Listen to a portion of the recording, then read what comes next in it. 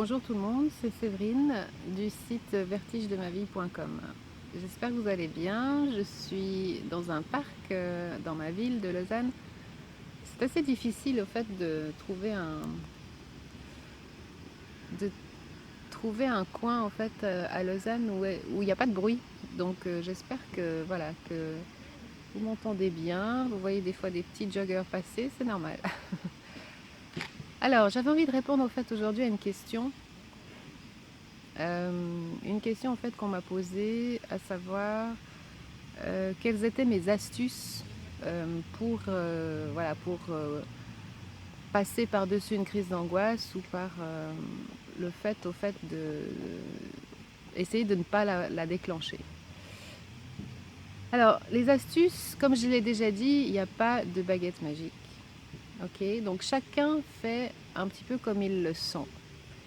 Ce qu'il faut à tout prix et absolument, c'est se forcer à faire les choses, c'est-à-dire à juste éviter de rester paralysé dans cette situation, faire des choses petit à petit, être indulgent avec soi-même, ne pas être trop dur avec soi-même. Si un jour ça va pas, c'est pas grave, ma foi, le lendemain vous réessayez et puis voilà, ne pas vous mettre trop de pression, c'est toujours pareil. Donc côté astuce, pour moi en tout cas, chaque fois ce que j'avais besoin en fait c'était, mis à part d'avoir une bouteille d'eau avec moi et puis d'être toujours paré, pas au pire, mais voilà, rester coincé à quelque part, etc. Donc j'avais toujours une bouteille d'eau. J'avais toujours dans mon sac des gouttes de rescue, de fleurs de bar, en cas de grosse crise. Du sucre de raisin avec moi, enfin j'avais une valise en fait presque à chaque fois que je me déplaçais.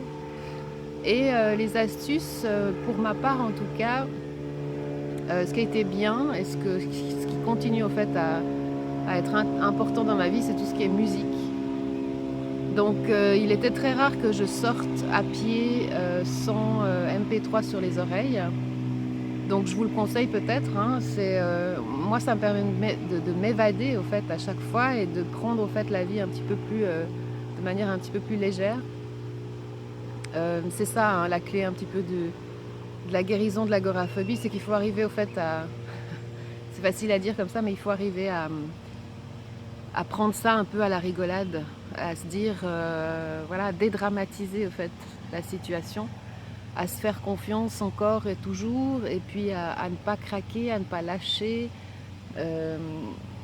Enfin voilà, dans la formation que je propose, c'est des exercices qui sont tirés au fait de pas mal de thérapies comportementales que j'ai faites.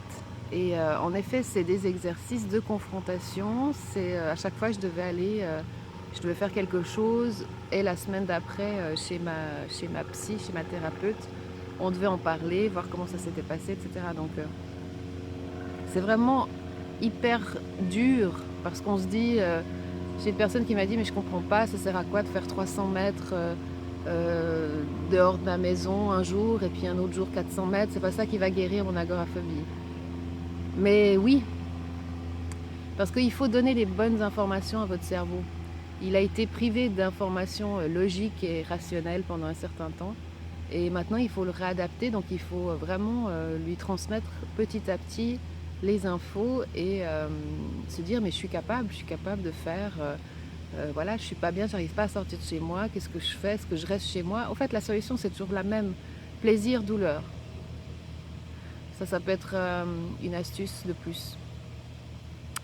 Enfin, plaisir et douleur, c'est vraiment... L'être humain est régi par ça, d'accord? C'est toujours pareil. Aller du côté de la douleur, quand on sait qu'on peut avoir le plaisir, c'est maso, on est d'accord? Donc, en fait, c'est là la clé, c'est-à-dire qu'il faut se forcer à avoir mal pour son bien, pour après avoir du plaisir. Et tant qu'on n'a pas décidé que même si ça allait faire mal, même si enfin voilà, ça allait nous coûter une journée, on se force, on sort, on essaye, on sourit, on rigole, on dédramatise, on rentre chez soi, on fait le bilan. Voilà.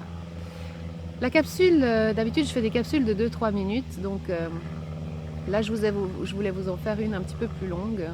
Euh, voilà, pour tous mes abonnés qui me suivent, je vous remercie. J'espère que vous avez du plaisir à écouter.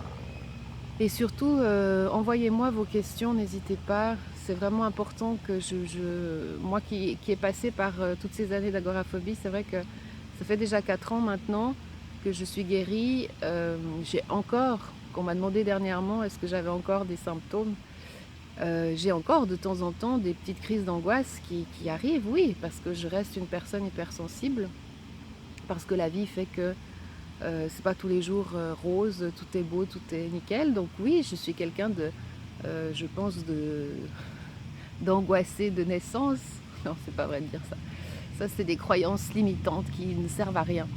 Donc non, je suis pas, je suis juste d'un tempérament hypersensible et c'est vrai que j'ai encore des fois quelques petites crises d'angoisse, mais ça n'a plus rien à voir avec l'agoraphobie d'avant. C'est-à-dire que maintenant je sais comment faire, je sais respirer, je sais me calmer, je sais visualiser, j'y crois.